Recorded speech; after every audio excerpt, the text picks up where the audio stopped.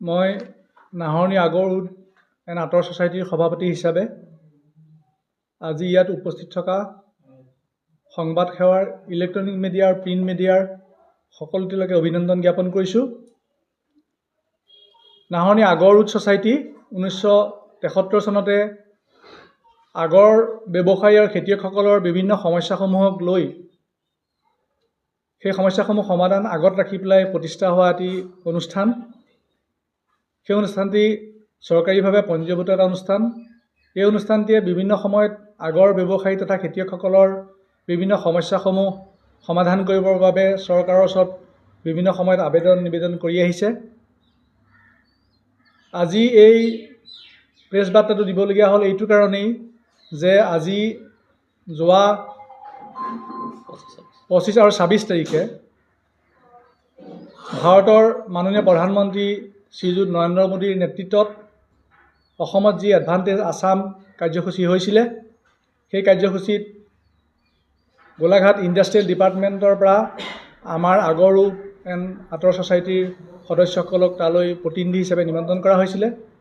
সেই প্ৰতিনিধি হিচাপে গৈ আমি গোলাঘাট জিলাৰ আগৰ ব্যৱসায়ৰ ক্ষেত্ৰত বিভিন্ন সুবিধাসমূহ দিয়াৰ বিষয়ে জনাৰ লগতে আমি তাত সেই আমাৰ উদ্যোগ মন্ত্ৰী শ্ৰীযুত বিমল বৰা ডাঙৰীয়াৰ লগত আমি তাত আলোচনাত মিলিত হওঁ।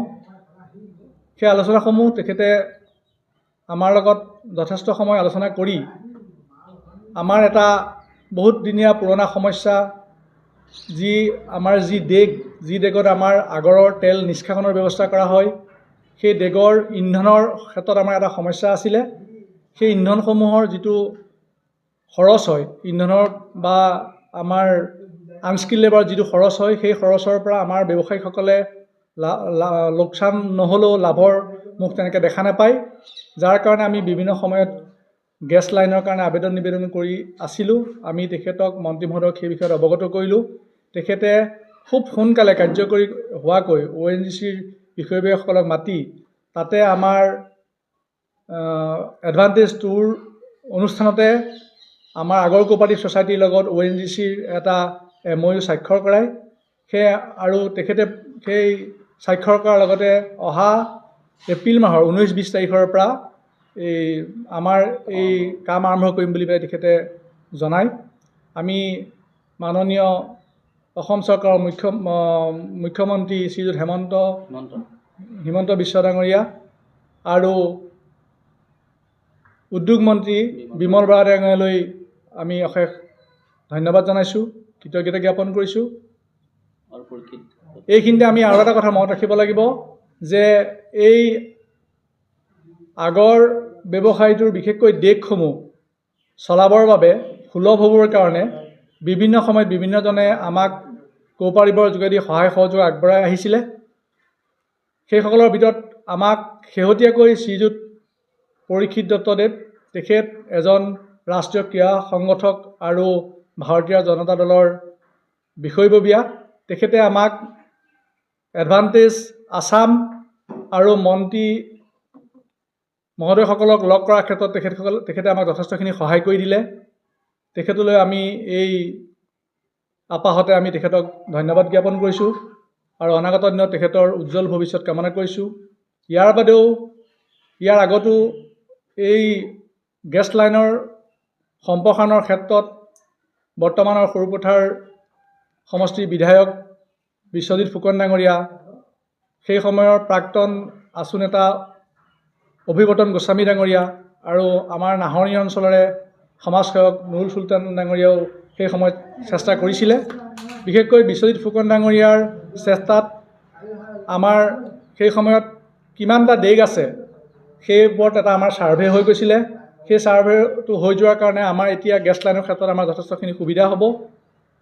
আমাৰ সম্পাদক মহোদয়ে তেখেতৰ বাৰ্তাত আমাক MOU যি স্বাক্ষৰ কৰা হৈছিলে সেই বিষয়ে তেখেতসকলে জনাব। আমি এই প্ৰেছ মিটৰ যোগেদি আমাক এইখিনি পৰ্যায় পাবৰ কাৰণে বৃহত্তৰ নাহৰণি অঞ্চল তথা উজনি অসমৰ খেতিয়কসকলৰ সুবিধা হ'ব পৰাকৈ যি গেছ লাইনৰ ব্যৱস্থা কৰা হৈছে বা আমাৰ আগৰ ব্যৱসায়টোৰ এটা মৰ্যাদা দি খেতিয়ক তথা ব্যৱসায়ীসকলৰ কাৰণে যিসকল ব্যক্তিয়ে আমাক বিভিন্ন ক্ষেত্ৰত সহায় কৰিছে, অনুপ্ৰেৰণা জনাইছে, সকলো লোকে আমি ধন্যবাদ জ্ঞাপন কৰিছোঁ। আৰু অনাগত দিনত এই ক্ষুদ্ৰ ব্যৱসায়টোৰ যোগেদি উজনি অসমৰ এক বৃহৎ শ্ৰেণীৰ লোক যাতে উপকৃত হ'ব পাৰে সেই আশা কৰি সামৰণি মাৰিছোঁ। আইন যদি কৰা হয়, এই ব্যৱস্থাটোৰ দ্বাৰা আমাৰ প্ৰায় 216টা ইউনিট আছে।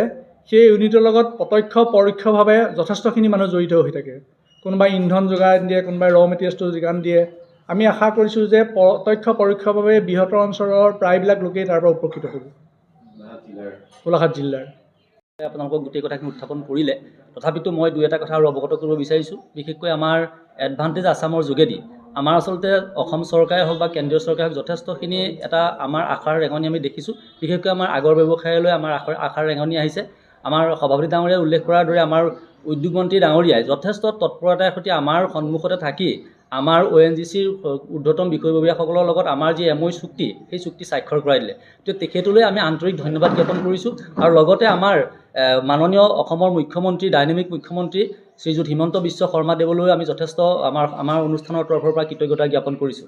আৰু আমাৰ আগৰ ব্যৱসায়ৰ যথেষ্টখিনি সমস্যা আছে, সেইখিনি পৰ্যায়ক্ৰমে আমাৰ সমাধান কৰি দিয়াৰ তেখেতসকলে প্ৰতিশ্ৰুতি দিছে।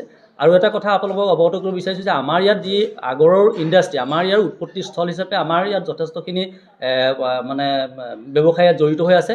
আমাৰ আনুষ্ঠানিকভাৱে এতিয়া আমাৰ যোৱা বছৰ এটা গণনা কৰিছিল আমাৰ উদ্যোগ বিভাগৰ তৰফৰ পৰা 216টামান আমাৰ গোলাঘাট ডিষ্ট্ৰিক্টৰ নাহৰ বিশেষকৈ ইণ্ডাষ্ট্ৰি আছে ইউনিট, যিটো আগৰ আমি ডিষ্ট্ৰিবিউশ্যন কৰা যায়। গতিকে তাৰ লগত প্ৰত্যক্ষ আৰু পৰোক্ষভাৱে মোটামুটি আগৰ খেতিৰ পৰা আৰম্ভ কৰি যদি ধৰা যায়, তেতিয়াহ'লে আমাৰ গোলাঘাট ডিষ্ট্ৰিক্টৰ পৰা উজনি অসমত প্ৰায় 4.5 লাখৰ পৰা 5 লাখ ব্যক্তি ইয়াত জড়িত হৈ আছে। খেতিয়কসকলো এতিয়া যথেষ্ট উৎসাহিত হৈছে। আৰু এটা কথা সুখৰ খবৰ যে আমাৰ প্ৰধানমন্ত্ৰী ডাঙৰীয়াই যে এখন ডিষ্ট্ৰিক্টত এটা প্ৰডাক্ট লৈ পেলাই মানে চিনাক্তকৰণৰ কাৰণে ব্যৱস্থা কৰিছে। আৰু তাতোতকৈ সুখৰ খবৰটো হ'ল কি, আমাৰ গোলাঘাট জিলাক আগৰৰ কাৰণে নিৰ্দিষ্ট কৰি দিছে। গতিকে এইটোৰ কাৰণে আমাৰ আগৰ খেতিয়কসকলে হওক বা ব্যৱসায়ীসকল যথেষ্ট উৎসাহিত হ'ব আৰু যথেষ্ট লাভান্বিত হ'ব। আৰু আমাৰ যিটো গেছৰ কানেকশ্যন আছে, এইটো আমাৰ দীৰ্ঘদিনীয়া সমস্যা, আমাৰ সভাপতি ডাঙৰীয়া আপোনালোকক উল্লেখ কৰিছে। গতিকে ইয়াৰ লগতে ব্যৱসায়ীসকলো লাভান্বিত হ'ব।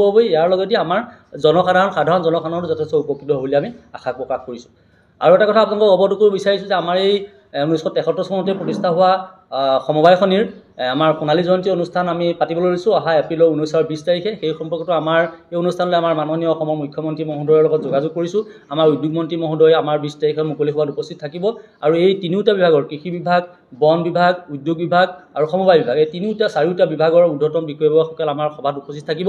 গতিকে আপোনালোকৰ সহায় সহযোগিতা আমি আশা কৰিছোঁ। আৰু যাতে আমাৰ এই অনুষ্ঠানটো সাফল্যমণ্ডিতভাৱে কৰিব পাৰোঁ, তাৰ কাৰণে আমাৰ সকলো স্থানীয় বা আমাৰ গোলাঘাট জিলাৰ সকলো ৰাইজৰ পৰা দিহা পৰামৰ্শতা সহায় সহযোগিতা আমি আশা কৰিছোঁ। আৰু সেই অনুষ্ঠানতে আমি এখনি সুন্দৰ অকল আগৰৰ ওপৰত থকা কৰি পেলাই আমি এখনি স্মৃতিগ্ৰন্থ প্ৰকাশ কৰাৰ কথা চিন্তা কৰিছোঁ। গতিকে আপোনালোকক সকলো দিশতে আমি সৰ্বদিশতে সহায় সহযোগিতাৰ আশা কৰিছোঁ। আৰু আমাৰ সেই অনুষ্ঠানতে আমাৰ এটা বৃহৎ আমাৰ আগৰৰ ওপৰত যি ডেমনষ্ট্ৰেশ্যন, মানে আমাৰ গোটেই কৰ্মশালা হিচাপে এখন ব্যৱস্থা কৰা হ'ব আগৰৰ ওপৰত। সেইখিনি কাম কাজৰ কাৰণে আপোনালোক বিশেষকৈ মিডিয়া হওক, আমাৰ প্ৰেছ মিডিয়া হওক, প্ৰিণ্ট মিডিয়া হওক, সকলোৰ লগতে আমাৰ সহায়ৰ হাত আগবঢ়াবৰ কাৰণে আমি অনুৰোধ জনাইছোঁ। আৰু লগতে আমাৰ যিখিনি স্বাক্ষৰিত হৈছিলে আমাৰ চুক্তি, আমাৰ MOU চুক্তি স্বাক্ষৰ হৈছিলে, সেইখনো আমি আপোনালোকৰ ওচৰত প্ৰদৰ্শন কৰিব বিচাৰিছোঁ। এনে আমাৰ সমবায়ৰ লগত চুক্তিপত্ৰ হৈছে গেছ সংযোগ দিয়াৰ বাবে। তেখেতসকলে খুব সোনকালৰ পৰা কাম আৰম্ভ কৰিব। আৰু লগতে আমাৰ এই কাম কাজখিনিৰ ক্ষেত্ৰত আমাৰ মুখ্য ভূমিকা লৈছে আমাৰ স্থানীয় সকলোৰে মৰমৰ, সকলোৰে পৰিচিত পৰীক্ষিত ডাঙৰীয়া। তেখেত এজন যুৱ নেতা আৰু তেখেতৰ সবল নেতৃত্বতে আমি সকলোৰে লগত সাক্ষাৎ কৰি আমাৰ এই কামখিনি আমি হাচিল কৰিব পাৰিছোঁ। আমি আশা কৰোঁ তেখেতক আমি কৃতজ্ঞতা জ্ঞাপন কৰিছোঁ আৰু লগতে তেখেতৰ উজ্জ্বল ভৱিষ্যত কামনা কৰিছোঁ। আছিলোঁ, কিন্তু কিবা বিশেষ কাৰণত আমাক হয়তো তাৰ পৰা অকণমান আঁতৰাই ৰখা যেন আমি অনুভৱ কৰিছোঁ। কাৰণ সেই অনুষ্ঠানটোৰ যোগেদি আমাৰ কিমান কি লাভ হ'ব নহ'ব সেইখিনি আমি এতিয়াই ক'ব নোৱাৰোঁ। কিন্তু চৰকাৰে অকণমান দৃষ্টি দি পেলাই তাৰ কাম কাজখিনি যাতে ত্বৰান্বিত কৰি আমাৰ ব্যৱসায়ী আৰু কৃষকসকলক যাতে সহায় কৰে, তাৰ কাৰণে মই এই বাৰ্তাৰ যোগেদি অনুৰোধ জনাইছোঁ।